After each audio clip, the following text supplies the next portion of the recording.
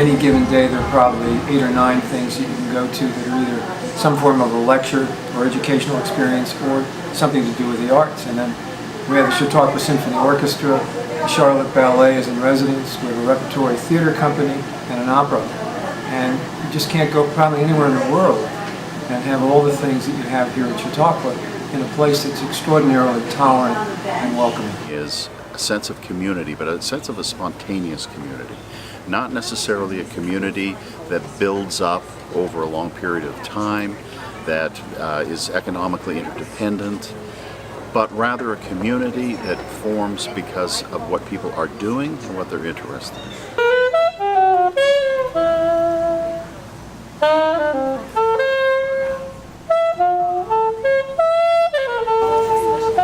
Religion has always been at the core of Chautauqua. It started that way and really is that way today, even though it now incorporates such a wide variety of faiths, and it also has incorporated atheism. But still at the core there is a sense of a spiritual dimension to the issues of the day that still is there very much. So John Vincent again said about Chautauqua that it was not non-denominational, it was all denominational. I think Americans have come to realize that America's future is not so much based in that common denominator as it is in a community built around diversity. And as a result, America's strength is in that diversity, and I think that that's what's being sought for here at Chautauqua, to see how can that actually become a productive reality instead of a divisive one.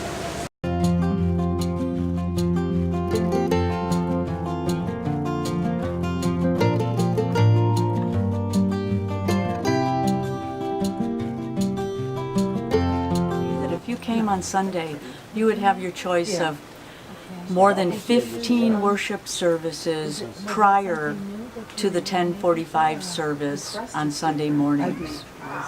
There is a full Sunday school for children of all faiths to allow parents to come to the amphitheater. So it's a really integrated, great interreligious faith community. I think one of the extraordinary things about Chautauqua is that, as you know, there are denominational houses, Christian denominational houses.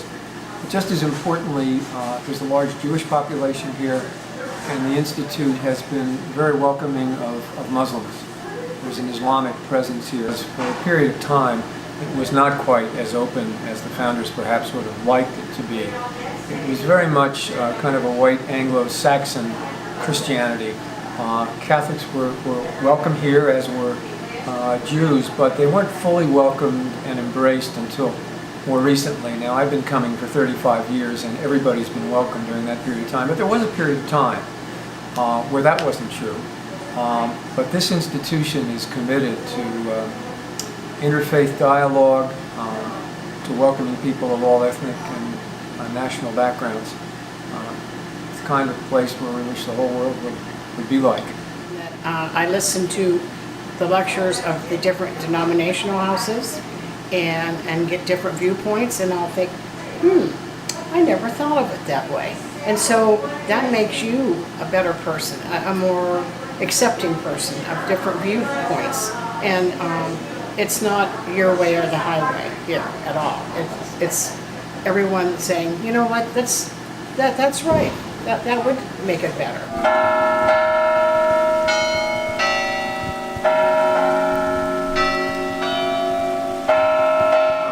We started coming to Chautauqua 17 years ago. We were looking for a gathering place, a summer gathering place where the whole family could come together, and that there would be something for everybody. So there was a very small Jewish community here back in those days, much smaller than today. But the real highlight of the week here for that was the Friday night service at the Bell Tower, which in Judaism was a very ecumenical, almost a reformed service. So it's the highlight of the week for us in terms of our spiritual connection to the place. And so one of the things that you can do here at Chautauqua is suspend your opinions, suspend your knowledge, suspend what you know, and stay curious about others, about other people and other things. And if you can do that, this becomes a really special place.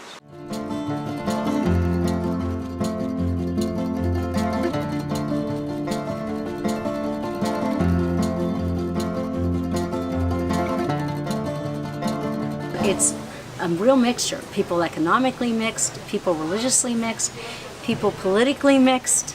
There's some very strong feelings among people who come to Chautauqua or live anywhere in the U.S.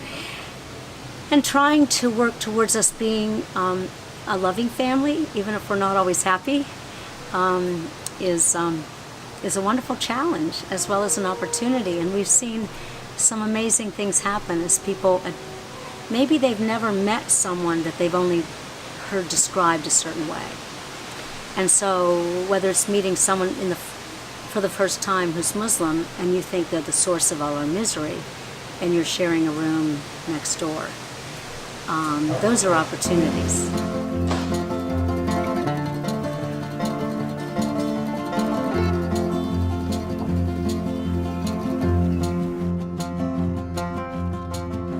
It enhances our experience here because I think that what we're all seeking to find out and to do is to learn about each other, because when we have knowledge of one another and have a common experience, then we can align and work together rather than create separation and division.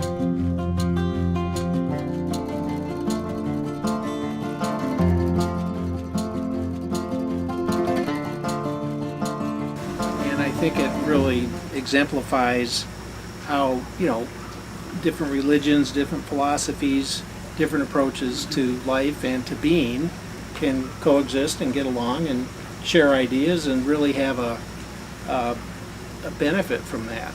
I don't find it challenging because of the acceptance of different belief systems and the open-mindedness of all involved. The fun part is sharing Christian Science and maybe helping clarify a little bit about what our religion is and how we operate. And we come to Chautauqua because I think it's one of the most unique places in the country. Chautauqua is a place where multi-generations can come together. We were here at Chautauqua after the racial riots in Charlottesville, and there was like a gathering of people, and there's a bunch of people holding hands in a circle and singing "We Shall Overcome," and that was a very moving, beautiful moment. And I don't think that would have happened if there wasn't a religious background to Chautauqua.